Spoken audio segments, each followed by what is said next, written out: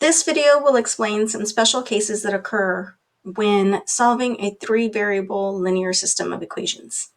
So the first one over here on the left is going to be a consistent dependent system. Consistent means that there is a solution to the system of equations, but dependent means that there is an infinite solutions.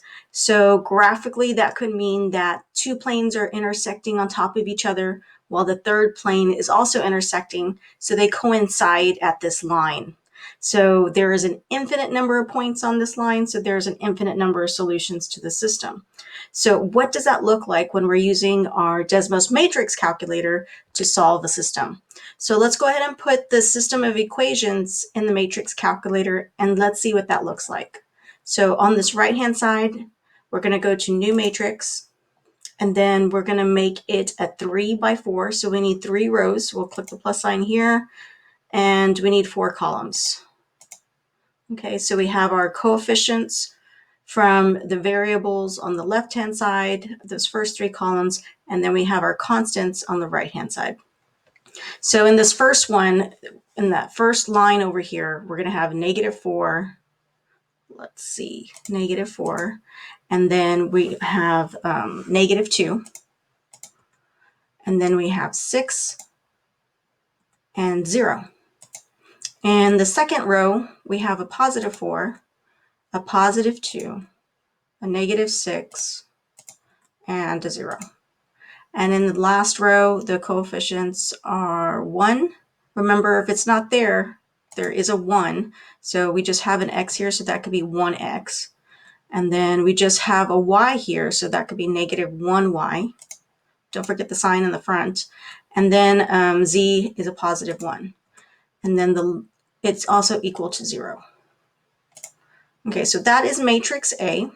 Okay, press enter, so it's now in the calculator. And what we want to do is use the reduced row echelon form command to solve that system. So we do rref, and we're going to press matrix A, which is right here, and we press enter.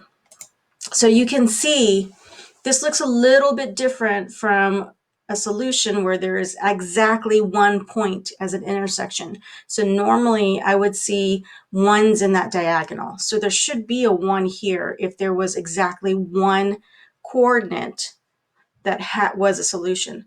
But if you notice in this bottom row here, they're all zeros. So this tells me 0x plus 0y plus 0z is equal to 0.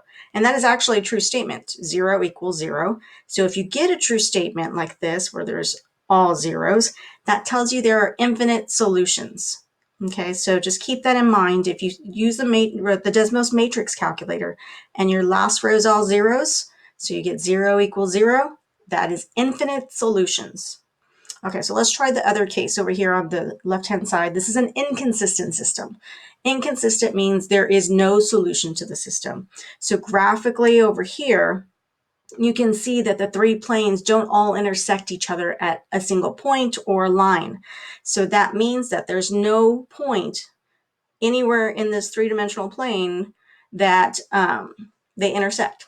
So what does that look like graphically when I'm using the matrix calculator? So let's put in this one here.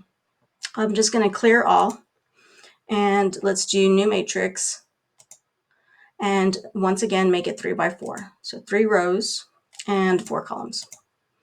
Okay, so we're going to put in this one over here. So there's an imaginary 1,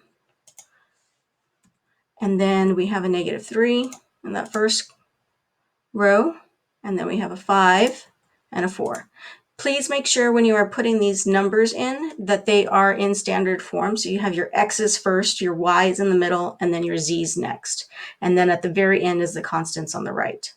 So the next row, the middle row, we have a -1. We have a +3, -5, and a 3. And in the last one, we have 5, -10, +10, and 20.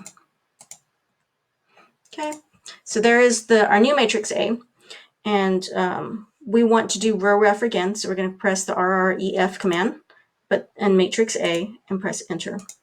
So this time we don't have all zeros here. This time it's saying that 0x plus 0y plus 0z is equal to a 1. 0 is not equal to 1. That is a false statement. So if you see a false statement here, like 0 equals 1, then that means there is no solution to the matrix. So just keep those two types of special cases in mind when solving systems of three linear equations. So if you see a true statement, like we did in this one, we saw all zeros in that bottom row, there's infinite solutions. And if we see a false statement like we do here, that was no solutions.